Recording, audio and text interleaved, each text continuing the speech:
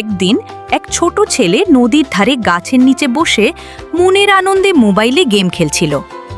হঠাৎ করেই তার হাত ফসকে ফোনটা সোজা নদীর পানিতে পড়ে গেল। ছেলেটা ভীষণ দুঃখ পেল, মন খারাপ করে চুপচাপ বসে রইল। ঠিক তখনই নদীর গভীর থেকে এক জাদুকরী জলপরী ভেসে উঠল। সে মিষ্টি কণ্ঠে বলল, এই ছেলে, তুমি এত মন খারাপ করে বসে আছো কেন?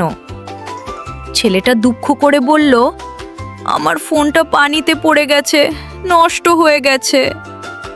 জলপরী আবার পানির নিচে ডুব দিল।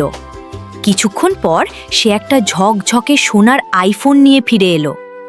সে বলল, এটা কি তোমার ফোন? ছেলেটা মাথা নেড়ে বলল, না, এটা আমার না। জলপরী আবার ডুব দিল। এবার সে আরেকটা সুন্দর ফোন নিয়ে এলো। সে আবার জিজ্ঞেস করল, তাহলে এটা কি তোমার? ছেলেটা বলল, না, এটাও আমার না।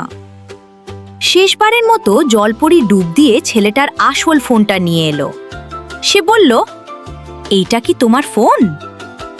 ছেলেটা খুশিতে চিৎকার করে বলল, হ্যাঁ, এটাই তো আমার আসল ফোন। ছেলেটার সততায় খুশি হয়ে জলপরী তাকে সেই সোনার আইফোনটাও উপহার দিল। ছেলেটা অনেক খুশি হলো। শেষে তারা দুজন একসাথে একটি মজার সেলফি তুলল।